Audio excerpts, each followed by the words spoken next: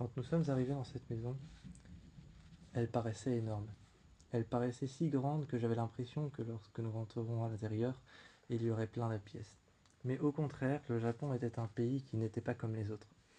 Quand nous sommes rentrés, Quand nous sommes rentrés dans la maison, j'ai poussé la porte et j'ai remarqué qu'il n'y avait que 2 pièces. 2 pièces pour une maison si énorme, ça me paraissait tellement peu. Mais il y avait juste une pièce à vivre, où les meubles étaient presque à même le sol. Les meubles étaient presque à même le sol. Cette pièce à vivre était munie simplement d'une petite table dont les pieds faisaient la taille peut-être d'un talon. Les pieds faisaient juste la taille peut-être du talon de mon pied. La table n'était pas très grande, pas énorme. Juste à côté, il n'y avait même pas de cuisine. La cuisine n'existait pas. Elle n'était peut-être pas importante. Juste à côté, il y avait une autre pièce. Et j'ai regardé les murs qui séparaient les chambres, qui séparaient les pièces. Les pièces, il n'y en avait évidemment que 2. Mais ces murs en bois, ces murs en bambou, et surtout les séparations, les portes qui coulissaient à même le sol. Ces portes qui coulissaient à même le sol, en bois et en bambou, me fascinaient. Je regardais tout autour et la maison elle-même aussi me fascinait. J'avais l'impression d'être dans un endroit différent des autres, et pourtant cet endroit n'était pas si différent des autres.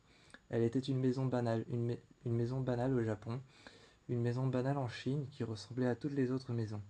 La comparaison, la comparaison avec toutes les maisons qu'il y avait au Japon et qu'il y avait en Chine était parfaitement unique. C'était qu'à l'intérieur, il n'y avait que 2 pièces, les chambres et la pièce à vivre, qui servaient autant de salle à manger, de cuisine, que de salon. À côté, il y avait les chambres qui pouvaient souvent être séparées en deux par une porte coulissante, ou alors qui n'était qu'une chambre, une simple chambre. Il y avait des lits, et les lits, ce n'était qu'un matelas au sol, un matelas rouge. Il n'y avait pas de drap, il n'y avait pas d'oreiller, juste un matelas rouge, qui avait été fait d'un tissu rouge. Ça sentait encore le brûlé, ça sentait encore l'odeur qu'il y avait dans les usines à tissu. Cette odeur très spéciale qu'il y a dans les usines à tissu, ça sentait encore cette odeur-là. Je me suis couché sur le matelas, je me suis couché au sol, j'ai posé mon sac à côté de moi et j'ai réfléchi en regardant le plafond qui était très très haut. À l'étage, quand je franchissais l'escalier, il y avait un long couloir présentant quelques portes derrière lesquelles il y avait des chambres, ou derrière lesquelles il y avait aussi une salle de bain. Salle de bain pareille que dans les maisons en Europe. Mais la maison était tellement différente car il n'y avait que 2 pièces distinctes. Il y avait la pièce à vivre, qui faisait office de salon, qui faisait office de cuisine et de salle à manger, et les chambres, qui faisaient office de chambre, notre chambre à nous deux. Quand j'étais dans cette maison, je me sentais tellement libre et pourtant il n'y avait que 2 pièces. C'était extraordinaire et en même temps c'était étrange. Mais de l'extérieur, la maison paraissait si énorme que j'avais l'impression qu'il y avait beaucoup plus de pièces que seulement 2 pièces. Alors je l'ai regardé, et à l'extérieur nous en avons fait le tour, afin d'apprivoiser la maison. Mais c'est plus à l'intérieur que je me sentais le mieux, là où je pouvais voir qu'il n'y avait que 2 pièces et sans plus. En déposant nos affaires, donc sur les lits par terre, je me suis assis juste à côté de nos sacs. Tu es venu près de moi et tu as ouvert toute la maison. Tu as ouvert la porte d'entrée, la porte sur les côtés, certaines fenêtres et même les portes coulissantes qui séparaient la chambre de la salle de séjour. Je suis allé dans la salle de séjour et j'ai ouvert une porte, une sorte de placard à l'intérieur desquels il y avait des meubles qu'on pouvait sortir et déplier. Des meubles simples comme par exemple une table dépliable avec de toutes petites chaises qui étaient à même le ras du sol. Et j'ai déplié ces meubles et je les ai mis autour de la table. J'ai déplié ces meubles qu'on a mis autour de la table. Il y avait une petite table dépliable et juste dans une petite boîte, il y avait de quoi mettre à manger, comme par exemple des assiettes, comme par exemple des couverts, ou alors encore des verres qui avaient été découpés dans du bambou et dans du bois. On les a installés sur le côté, j'imagine que c'est comme ça qu'ils font, mais je n'étais pas sûr. J'ai déposé les verres en bois sur le côté, déposant les verres en bois sur le côté sur cette petite table dépliable, et prenant aussi le temps de prendre tout ce qui avait été découpé dans du bambou. C'était surtout, C'était surtout des baguettes et rien d'autre. Il n'y avait pas de couvert comme en Europe, il n'y avait pas de fourchette ou de cuillère. C'étaient des baguettes qui étaient découpées en du bambou. Elles étaient toutes différentes, elles étaient toutes sculptées de manière différente. Il y avait de fines sculptures sculptées juste sur les baguettes, certainement pour manger des sushis, ou alors autre chose qui nous serait servi ou qu'on irait chercher peut-être dans la rue, dans les fast-foods juste en face. Ce n'était pas réellement des fast-foods, plus des food trucks qu'il y avait en face. C'étaient des food trucks bien différents que chez nous. Il n'y avait pas de viande ou alors de hamburger, mais plus des choses, par exemple, comme de la cuisine thaïlandaise, comme de la cuisine thaïlandaise ou alors encore de la cuisine japonaise ou de la cuisine chinoise. C'était souvent du poisson ou alors souvent des viandes exotiques comme par exemple du panda ou alors du pandarou. Ce genre de choses, des viandes qu'on ne connaissait pas en Europe et qu'on ne cuisinait, et qu'on ne cuisinait. C'était des viandes qu'on ne cuisinait pas. Lorsque j'ai regardé tout ça, on est allé se chercher quelque chose, mais totalement par hasard. On est revenu à l'intérieur et on a déposé tout ça sur la table et on a commencé à manger. Ces viandes qu'on ne cuisinait pas en Europe, le pandarou, alors encore des viandes bien différentes d'animaux dont on ignorait l'existence. On est resté là à l'intérieur à manger. On est resté là à l'intérieur à manger et à goûter différentes saveurs dont on ignorait l'existence aussi et des saveurs qu'on ne connaissait pas. C'était étrange mais bon en même temps. On est resté dans la maison et le soir, lorsqu'on s'est endormi, le coucher de soleil était brûlant, comme si tous les immeubles qui étaient à l'horizon étaient en train de prendre feu. Derrière des voiles blancs attachés sur des lianes, une femme dévoilait ses cheveux et retirait les deux pics, les deux aiguilles qu'elle avait dans ses cheveux. Elle les avait retirées des aiguilles en bois. On les a entendues tomber, mais on ne les a pas vues tomber. Peut-être qu'elle les avait jetées, ou simplement déposées, et qu'elles avaient glissé. Cette femme s'était tournée, on a vu qu'elle avait tourné la tête, mais nous avait-elle vu à travers ces draps blancs qui étaient sur les lianes? Elle s'est approchée, et le drap blanc s'est levé. On a vu sa main blanche et son vernis rouge sur ses ongles. Elle s'est approchée et nous a dit comment elle s'appelait. Relevant ses cheveux vers l'arrière, et remettant bien la tenue couverte de fleurs rouges, de motifs à fleurs rouges, elle nous a regardé et nous a dit comment elle s'appelait. Elle nous a dit qu'elle s'appelait Yang Sho. Ensuite, elle est arrivée près de nous, elle nous a montré le jardin, le potager, le jardin avec des fruits du Japon et des fruits de Chine, comme par exemple le fruit du dragon. Elle nous a montré comment couper avec un couteau bien spécial. Avec un couteau spécial, un couteau courbé, elle nous a montré où il fallait attacher le couteau et couper, sectionner le fruit pour le récupérer. Comment est-ce qu'il fallait s'en occuper? Combien de fois est-ce qu'il fallait l'arroser par jour? On la suivait à travers les fruits qui étaient tous différents et de couleurs bien flashy. De couleurs extrêmement naturelles. Les fruits tout autour de nous étaient presque comme une décoration naturelle. Ils poussaient à même le ras du sol. Ils poussaient à même le ras du sol et nous étions en train de la suivre. Elle nous montrait comment récupérer ça et poser les fruits dans un panier.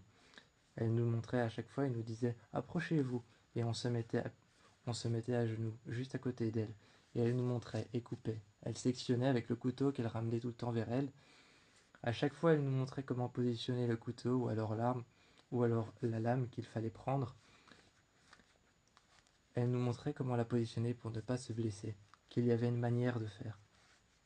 Évidemment, dans un pays comme le Japon ou comme la Chine, il y a toujours une manière de faire pour tout. C'est ce dont je me suis rendu compte le plus vite possible. Le plus vite possible, c'est ce dont je me suis rendu compte que pour marcher, pour regarder les gens, il y avait toujours une manière de faire, pour rentrer chez soi, pour ouvrir les portes, ou alors même pour vivre le soir et vivre la journée, vivre, vivre même à travers les gens. En plein milieu de la ville, il y avait une manière de faire, de ne pas regarder et de regarder, de marcher et d'être positionné sur la rue. Sinon, ça pouvait être mal vu. Elle nous a expliqué tout ça et on s'est assis tous les trois dans le jardin. Tous les trois dans le jardin, on s'est assis et elle nous a montré une deuxième fois la maison qu'on a visitée à trois, ensemble. Elle nous a expliqué les pièces et la manière dont on pouvait réagir et la manière dont on pouvait agir ou ne pas agir. Ce n'était pas comme une simple location. Ce n'était pas comme une simple location à un hôtel dans lequel on loue une chambre et on peut faire comme on veut. Au Japon, il y avait des règles presque pour tout. Le soir, la jeune femme est partie. Elle a dit qu'elle reviendrait très tôt le lendemain matin pour nous montrer comment récupérer les fruits et comment récupérer les fruits qu'il y avait dans le jardin et comment les récupérer, les nettoyer, les laver à l'intérieur, comment apporter de l'eau dans la maison car il n'y avait pas de cuisine et ni de cuisinière. Elle est alors revenue le lendemain matin et nous a montré comment faire tout ça. J'avais entendu parler d'un temple, un temple extrêmement spirituel.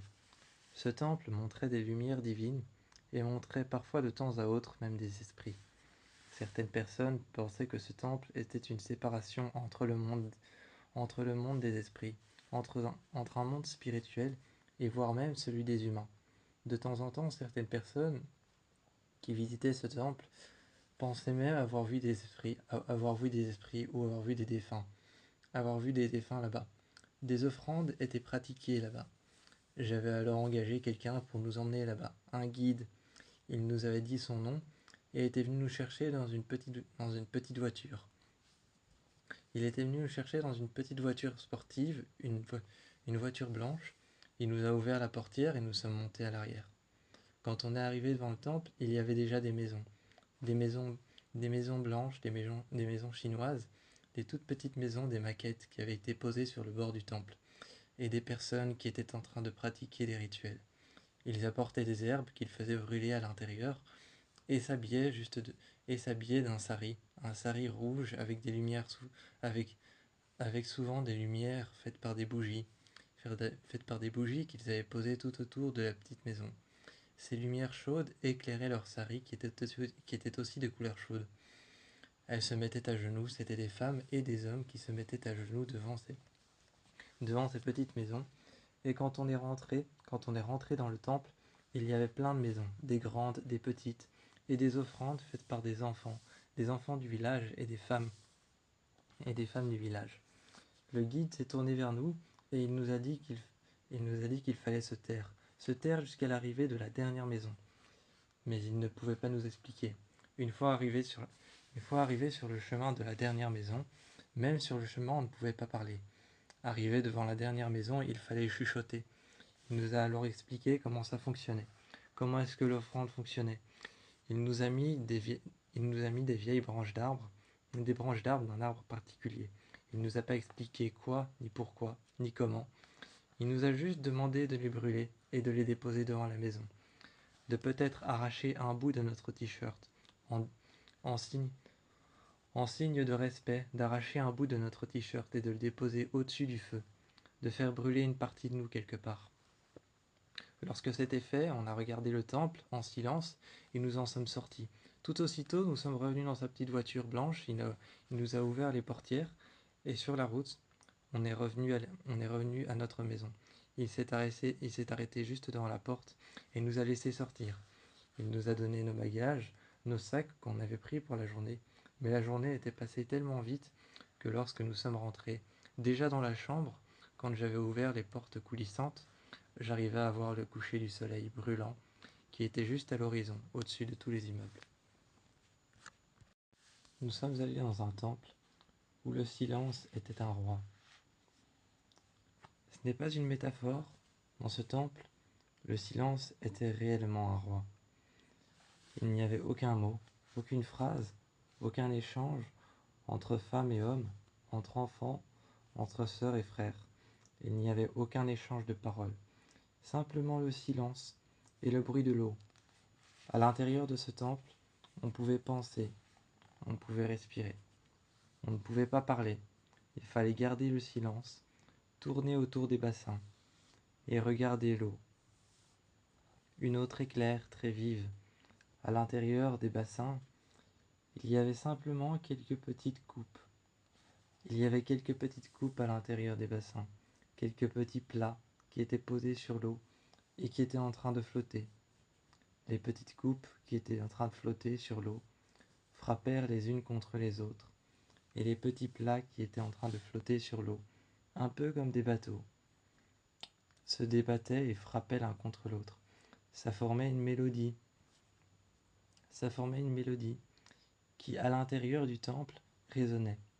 parce que les murs étaient fabriqués de manière à ce que cette mélodie qui était faite par des coupes et par des pots qui étaient posés à l'intérieur des bassins d'eau, qui se frappaient les uns contre les autres, des pots, des coupes, des plats, tous ces trucs qui étaient posés à l'intérieur étaient, étaient justement là pour pouvoir faire résonner une sorte de mélodie qui se faisait tout seul à cause du courant de l'eau. Le courant de l'eau, on nous disait qu'il tournait en rond à l'intérieur de ces bassins d'eau. Il tournait en rond, il n'y avait pas de courant droit, ou il n'y avait pas de courant qui allait de gauche à droite. Il tournait en cercle, même si les bassins étaient carrés. Il n'y en avait aucun qui était rectangulaire, ou il n'y en avait aucun qui était circulaire. Tous les bassins étaient carrés. Et quand ils venaient toucher, quand les coupes ou quand les pots venaient toucher les bords du bassin, il y avait toujours une femme qui mettait sa main dans l'eau et qui le réenvoyait à l'intérieur. Le son était alors plus distinct, et on entendait les murs un peu vibrer tout autour de nous, on entendait les murs vibrer, comme des vibrations. Et à l'intérieur des bassins, nous sentions les pots qui se touchaient les uns contre les autres, formant une mélodie qui se formait simplement grâce au courant circulaire du bassin.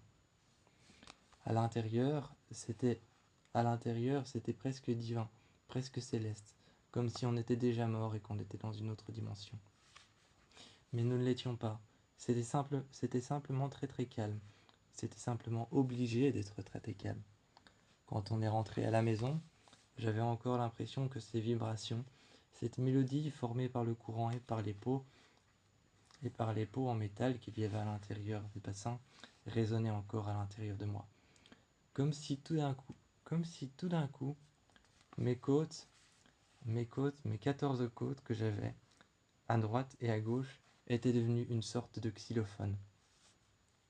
Je me suis endormi avec le même son à l'intérieur de ma tête. Et il ne m'a plus jamais quitté. Le lendemain matin, je me suis réveillé. J'ai été dehors, et cette mélodie était encore là, mais plus faible. Je me suis dit qu'au fil du temps, elle finirait par disparaître, même si ça ne me dérangeait pas tant que ça. Ensuite, tu es arrivé, tu as mis ta main dans mon dos et tu m'as demandé ce qu'il se passait. J'observais le lever du soleil, beaucoup plus jaunâtre, moins rougeâtre que le soir au coucher. Nous sommes allés dans notre premier restaurant chinois. Évidemment, pour ma part et pour toi aussi, Rennes, on avait déjà été dans des restaurants chinois, mais ce n'étaient pas les mêmes. Ce n'étaient pas les mêmes en Europe, évidemment. Évidemment, en Europe, les restaurants chinois, c'était de simples restaurants avec des décorations brutes qui avaient été faits par nous, les Européens.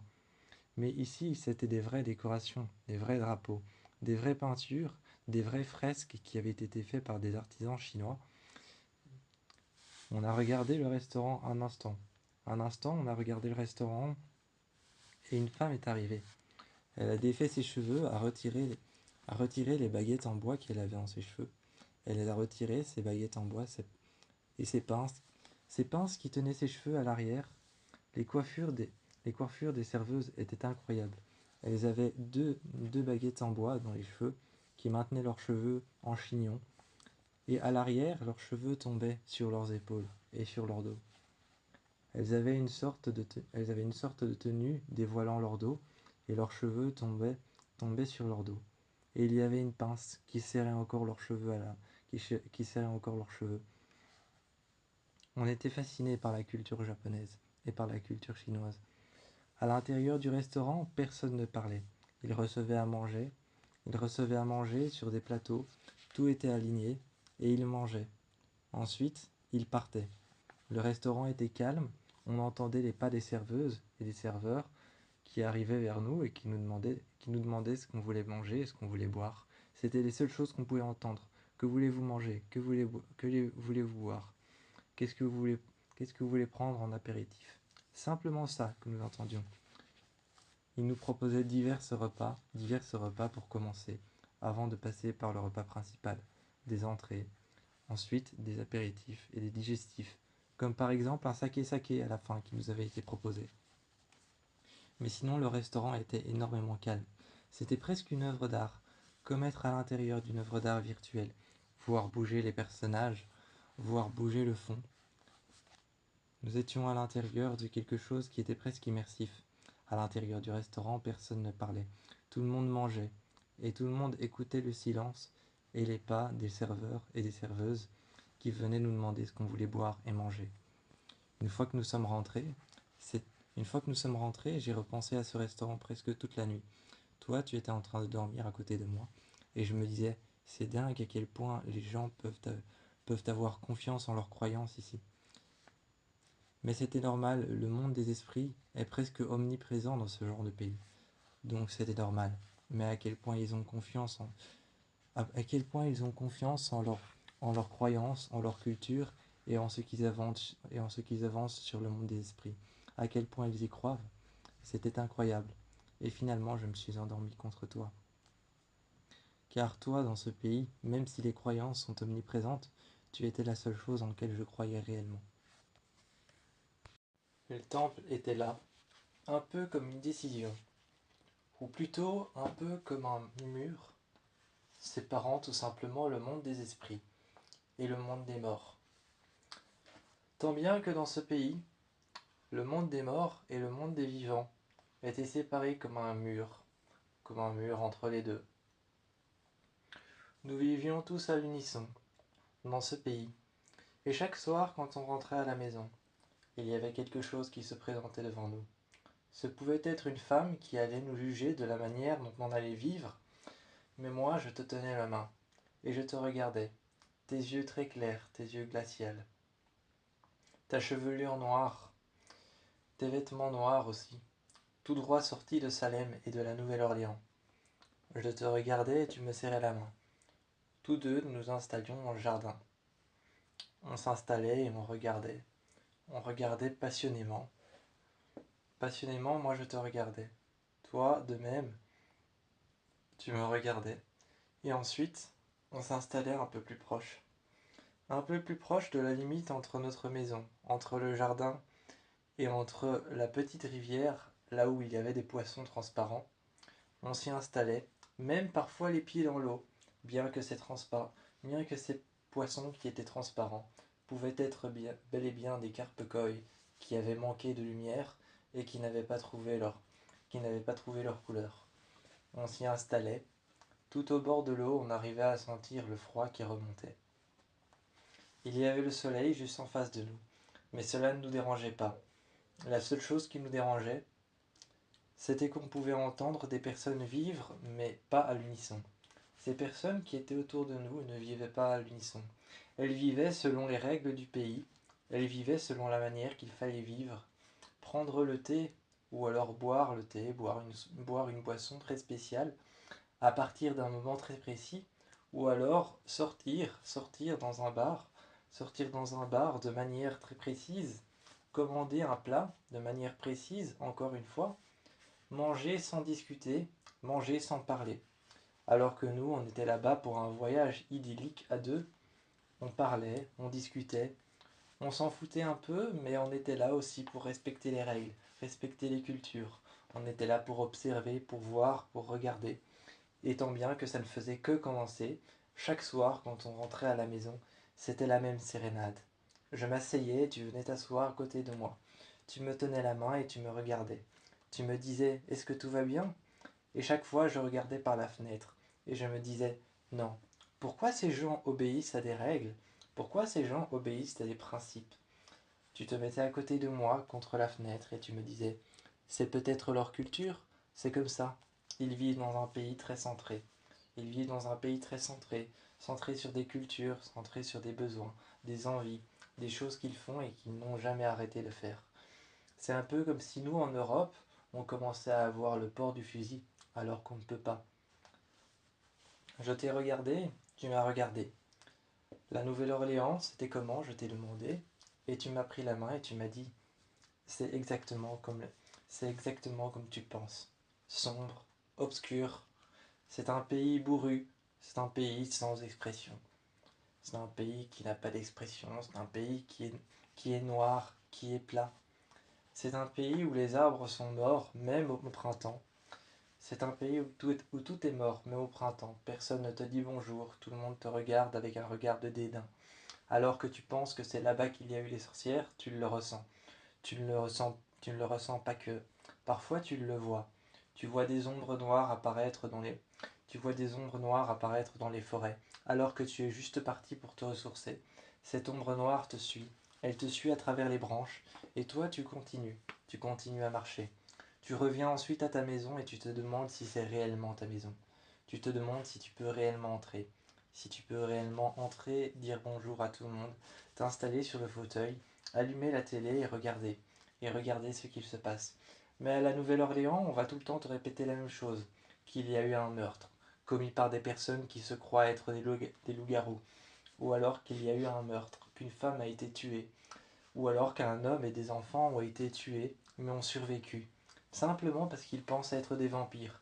La Nouvelle-Orléans et York, la ville de York, sont des villes bien spéciales. Elles ont leur âme, ou n'en ont-elles peut-être pas.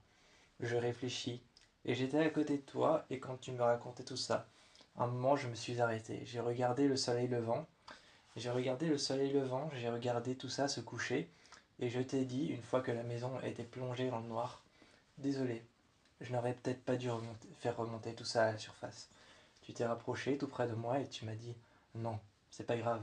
J'ai vécu là-bas toute mon enfance, c'est peut-être à cause de ça que je suis comme ça. Tu t'es mis devant le miroir et tu m'as dit, oui, tu sais, c'est peut-être à cause de ça que je suis comme ça, c'est peut-être à cause de ça que je suis. C'est peut-être à cause de ça que ma chevelure est complètement noire, c'est peut-être à cause de ça que mes yeux sont glaciales et qu'ils ressemblent à un endroit mort. C'est peut-être à cause de ça que je n'ai pas grandi plus qu'à 1,70 m. Ensuite, je me suis mis à côté de toi, je t'ai mis une main dans le dos, je l'ai descendu et j'ai dit, non, ce n'est pas à cause de ça. Si tu es comme ça, c'est parce que tu es, si tu es comme ça, c'est parce que tu es comme ça. Dieu l'a choisi ainsi. J'ai tenu mon pendentif avec une croix au bout et je t'ai regardé. Ensuite, j'ai enlevé mon pendentif et je t'ai dit, tiens, mets-le juste une minute et dis-moi ce que tu ressens.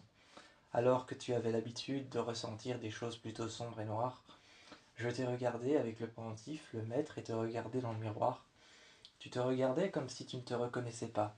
Ton visage avait changé, ton expression avait changé, tes cheveux étaient devenus soudainement plus clairs, et je me suis dit, est-ce que c'est la présence de Dieu? Est-ce que c'est la présence d'un divin? Est-ce que c'est la présence de quelqu'un, de quelque chose? On est sortis tous les deux et ce soir-là, je me suis dit, sortons, mais c'est toi qui vas porter ma croix. Peut-être que les gens verront une différence, ou peut-être que tu ressentiras une différence. Quand nous sommes sortis, finalement, quand nous sommes sortis, tu n'as pas ressenti de différence, mais tu regardais le monde un peu différemment. J'arrivais à le voir sans même te poser de questions. J'arrivais à le voir simplement en regardant dans tes yeux. Tes yeux paraissaient moins glaciaux, ils paraissaient plus clairs, mais clair-blanc, comme si tu étais aveugle un peu. Et tu regardais la lumière fixement. Tu regardais la lumière fixement et parfois tu te retournais vers moi, tu me posais quelques questions, mais des questions simples, comme pourquoi est-ce qu'on va là-bas? Pourquoi est-ce qu'on marche? Pourquoi est-ce qu'on ne s'arrête pas à un temple? Je te regardais et je te disais, tu veux prier? Veux-tu prier à un Dieu? Veux-tu simplement aller décorer une maison des esprits? Et tu me disais, non, mais pourquoi est-ce qu'on ne le fait pas? Encore une fois, je me suis assis sur le bord d'un muret avec toi et je t'ai dit, ici, nous ne sommes pas là pour vénérer les esprits, vénérer les temples, ou encore suivre les traditions. On est ici en vacances, on est ici à deux, l'un avec l'autre. On est ici pour profiter. On n'est pas ici pour suivre les règles du Japon ou suivre les règles de la Chine. On est là pour observer leur culture sans avoir à en faire un rapport. On est là pour observer leur culture, rester face à face, rester seul, l'un avec l'autre. Et toi, tu es là pour être avec moi. Quand on est rentré à la maison, je me suis mis juste contre le mur et je me suis souvenu alors de tout ce qui s'est passé à Détroit. À Détroit, quand je descendais, que ce soit pour aller chercher du pain, que ce soit pour aller chercher à manger, il y avait toujours quelqu'un pour me suivre avec un couteau à la main. Je me retournais et je le regardais. Ça ne le faisait pas fuir pour autant, mais je me sentais menacé partout. Partout où je marchais, partout où j'allais. Il y avait de grands immeubles gris, rien qui ne puisse évoquer de la, rien qui ne puisse évoquer de la chaleur ou de la joie. Les immeubles étaient souvent gris, étaient souvent hauts, et il n'y avait jamais de balcon. Il n'y avait jamais de balcon ni de terrasse. Ou peut-être en haut.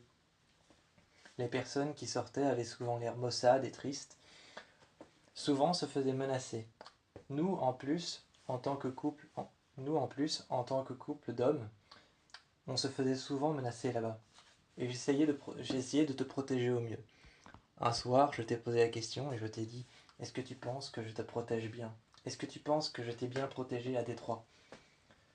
Tu t'es levé, tu t'es mis devant moi, debout. Moi, j'étais assis par terre, sur les lits, et tu m'as dit, regarde-moi, je me sens si bien, je me sens tellement bien. Bien sûr que tu m'as protégé, exactement comme il le fallait. Tu n'as pas fauté dans quoi que ce soit. Dans rien tu n'as fauté. Alors je te regardais et je me suis mis près de toi. On s'est assis près de, on s'est assis près d'un vieil arbre aux feuilles rouges, et on s'est assis près une rangée d'arbres, des cerisiers du Japon qui n'avaient toujours pas perdu leurs fleurs. On s'est assis là et on a regardé les autres maisons. Les autres maisons étaient habitées, mais il y avait une sorte de code. On les voyait bouger comme, on les voyait bouger comme s'il y avait une code ou comme s'il y avait une manière de vivre à l'intérieur. On se sentait à l'intérieur d'un jeu vidéo, prisonnier de règles, prisonnier de choses à faire. Mais nous ne suivions pas ces règles. On est retourné à la maison, et finalement, cette fois-ci, retourné à la maison, tu m'as regardé. Je me suis couché, je me suis évanoui, tellement fatigué de ces règles à suivre, tellement fatigué de ces choses qu'il fallait suivre, de ces règles aussi de vénérer des dieux, de vénérer des temples, de rentrer dans des temples à des heures précises, d'aller voir ses voisins ou de ne pas aller les voir, fatigué de tout ça et d'essayer de passer au travers des filets. Tu m'as suivi. Tu m'as suivi dans la chambre, je me suis effondré. J'ai j'ai alors, j'ai alors fait un énorme soupir, me couchant sur le lit. Près des affaires, me couchant sur le lit, la tête sur mes affaires, sur notre sac. Je me suis assis sur le lit et toi aussi. Tu m'as demandé ce qui se passait. Je me suis mis sur toi, sur tes jambes, sans même demander la permission. Et tu m'as regardé en passant ta main dans mes cheveux. Tu m'as dit, qu'est-ce qui se passe? Je t'ai dit rien de spécial, mais c'est toutes ces règles, toutes ces manières de faire. Je n'imaginais pas que le Japon pouvait être aussi strict. Je n'imaginais pas qu'il pouvait être aussi droit, aussi carré, qu'il puisse y avoir autant de règles, que leur culture puisse être aussi droite. À ce moment-là, j'avais l'impression même d'être dans un pays inachevé, un pays qui n'avait pas encore abouti le terme de. J'avais l'impression d'être dans un pays inachevé, un pays qui n'avait pas encore abouti le terme de liberté. Je ne me sentais pas vraiment libre. Ce n'étaient pas les vacances que j'imaginais. Alors je t'ai demandé, est-ce qu'à la Nouvelle-Orléans il y a de la liberté? Tu m'as regardé bizarrement et tu as dit, de la liberté? La Nouvelle-Orléans, c'est la liberté incarnée. Chacun décide d'être un loup-garou, chacun décide d'être une sorcière, chacun décide d'être un vampire, ce qu'il veut. Et cette ville est terrifiante et au final c'est ça qui fait son charme. La liberté là-bas, c'est que quand tu as des yeux bleus, tu es un loup-garou ou forcément un vampire. La liberté là-bas, c'est que forcément, si tu as les cheveux noirs, tu es un vampire ou une sorcière. La liberté là-bas, c'est que forcément, si tu vis la nuit, tu es une sorcière ou alors un démon. Forcément, la Nouvelle-Orléans est terrifiante à cause de ses habitants, à cause des personnes qui y vivent. Il y a des maisons qui restent allumées toute la nuit, et ces maisons. Il y a des maisons qui restent allumées toute la nuit, et ces personnes pensent réellement qu'ils sont des vampires simplement parce qu'ils vivent la nuit. Moi, je dis que ces personnes ont choisi simplement de vivre la nuit, simplement parce qu'ils le désirent et qu'ils ne supportent plus voir le jour. Nous y sommes allés, l'avion avait atterri, et déjà rien que dans cet environnement-là, moi je me sentais chez moi, mais toi tu te sentais entouré d'arbres, de feuilles, d'arbres que tu ne connaissais pas, aux feuilles noires et aux troncs sombres. Tu as regardé partout autour de moi. Cet aéroport avec des avions qui attendaient partout autour de toi, tu l'as regardé, mais tu as regardé surtout les arbres derrière, et je t'ai dit, viens, on va voir. On s'est enfoncé dans la forêt, ne serait-ce que pendant 1 mètre ou 2 mètres, ne serait-ce que pendant 1 mètre ou 2 mètres, et à ce moment-là, et à ce moment précis, on s'est retourné, et l'aéroport n'était plus derrière nous. C'était un véritable film d'horreur, jusqu'à ce qu'on trouve une maison allumée, une grande maison en face d'autres maisons, un hôtel vide dans lequel il n'y avait personne, une vraie chambre mortuaire, un hôtel vide dans lequel il n'y avait personne. Nous sommes entrés et il n'y avait même pas de guichetière, il n'y avait personne, même pas de personne au guichet, personne qui nous attendait. On a appuyé sur la petite sonnette sur le côté et ça a résonné dans tout l'hôtel. L'ascenseur s'est ouvert tout seul. Je me suis tourné vers toi et j'ai dit, tu vois dans ce Tu vois dans quel cadre j'ai grandi? Tu t'es tourné vers moi et tu as dit, oui, je vois dans quel genre de cadre tu as grandi quand tu étais petit. Et tu as survécu à travers ce genre de cadre. Je me suis assis sur le bord d'un fauteuil et je t'ai demandé de t'asseoir à côté de moi. J'ai dit qu'on ne survit pas vraiment dans ce genre de cadre, on s'y adapte. On s'y adapte petit à petit. Et en grandissant, finalement, ça devient quelque chose qui nous paraît tout à fait commun. Mais quand on est petit, c'est quelque chose qui sort du commun, qui n'est pas commun pour nous. Quelque chose qui est bizarre et qui nous effraie. Je me suis tourné vers toi avec un sourire et je t'ai dit, tu as déjà appris à faire ces genres de totems qu'il y a dans le film Projet Blair Witch? Je n'ai pas voulu te répondre, même si je savais que la réponse c'était qu'il y en avait partout. Que partout tout le monde accrochait des totems un petit peu sur les branches d'arbres, si on s'enfonçait un peu plus dans la forêt. Mais après ce qui s'était passé, je n'avais pas du tout envie de m'enfoncer un petit peu plus dans la forêt. Je n'avais pas du tout envie de m'enfoncer un petit peu plus dans la forêt avec toi. Pourquoi est-ce que je ferais ça? Pourquoi est-ce que je t'obligerais à faire ça? Je t'ai déjà obligé à faire beaucoup de choses et je n'ai pas envie de continuer. Mais finalement, tu as voulu rester dans cet hôtel et nous sommes restés dans cet hôtel. On y est resté une nuit, 2 nuits, et chaque fois qu'on y rentrait, moi je m'asseyais. Je m'asseyais près de la fenêtre. Ensuite, nous sommes revenus au Japon. Quand on est revenu au Japon, on s'est senti beaucoup plus libre. On commençait à alterner entre York, entre Salem. On commençait à alterner entre Salem, entre York et entre la Nouvelle-Orléans, et entre le Japon. Le Japon, quand on y rentrait, on s'asseyait le soir, face au coucher du soleil. C'était la seule chose qui pouvait paraître très apaisante. Les temples et tout ce qui paraissait vénérer les esprits, on s'en foutait un peu. Nous n'y allons pas. Simplement parce que les esprits, nous ne croyons pas en une deuxième dimension, en un portail si infime qu'il pourrait séparer le monde des esprits et séparer le monde des morts. Avec celui des vivants, nous ne croyons pas à ce genre de choses, même s'il est omniprésent, partout autour de nous. Alors, quand je t'ai regardé, finalement, nous sommes juste rentrés, on s'est assis à l'intérieur de la maison, dans les chambres. Tu m'as posé une seule et une simple question. Pourquoi est-ce que tu es parti? Pourquoi est-ce que tu es parti de York, de la Nouvelle-Orléans? Je t'ai raconté que j'ai eu une enfance qui n'était pas facile, que je vivais la nuit, et que je vivais la nuit, que je dormais le jour, que je vivais dans une famille comme celle-ci. Apparemment, ma mère était un vampire, mon père était un loup-garou. Enfin, chacun décide de ce qu'il veut être là-bas. C'est une ville très libre, mais une ville qui est très sombre et qui fait très peur. Le genre de ville le genre de ville qui est souvent mentionné dans les films d'horreur, ou le genre de ville qui est souvent mentionné dans les fictions d'horreur.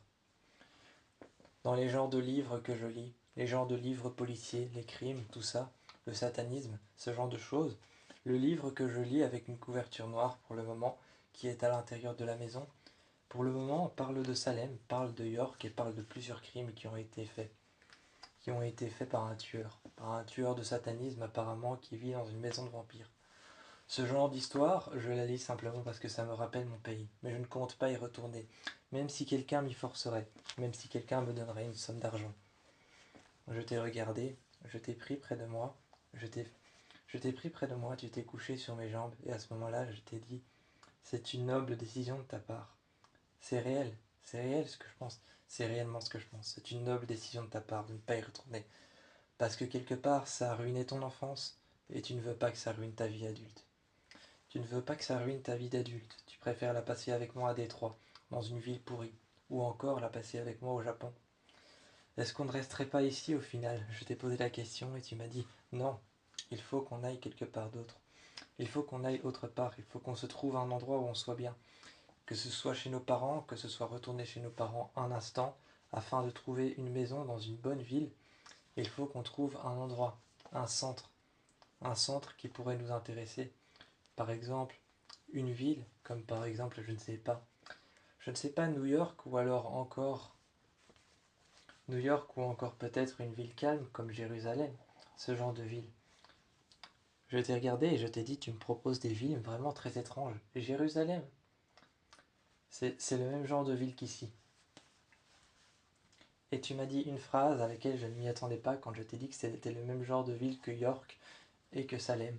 Et aussi, quand je t'ai dit que c'était le même genre de ville que York et que Salem, tu m'as répondu, tu sais qu'à Jérusalem, il y a une croyance c'est que la porte des enfers, du monde des esprits et des morts, il en existe 3. Une à Jérusalem, une dans le désert et une en plein milieu de l'océan. C'est ce qu'ils pensent là-bas. Et puis il y a une seule croyance et une seule tradition à Jérusalem. C'est que tous les jours on va au mur déposer ses pensées, et on espère qu'elles se réalisent. Tu connais cette croyance?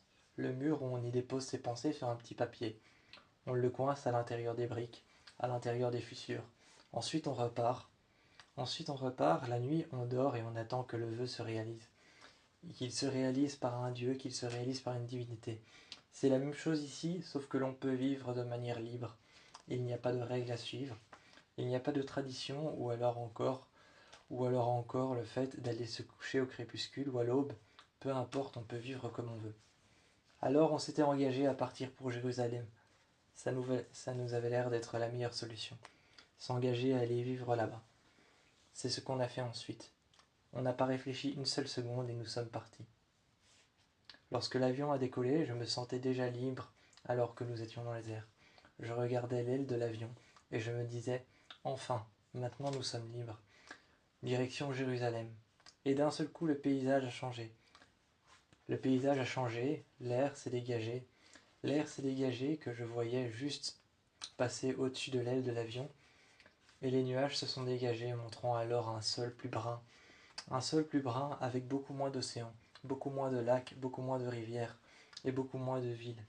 J'ai regardé ça en dessous de nous et j'étais sûr que nous étions arrivés. L'avion s'est posé et tout autour de nous c'était des roches brunes, des vieilles roches anciennes et brisées, des vieux murs brisés et plus beaucoup de verdure. Mais je m'y sentais déjà bien. De longues routes désertiques qui menaient parfois à des villages qui attendaient sur les côtés avec des tentes blanches à l'intérieur desquelles il y avait des petits enfants qui attendaient avec leur mère et leur père. À côté, il y avait des chameaux. Il y avait des chameaux et d'autres animaux désertiques qui vivent dans le désert. On a croisé un serpent d'une couleur très pâle, mais on ne s'est pas arrêté pour le regarder. Il s'est caché sous une roche et a disparu.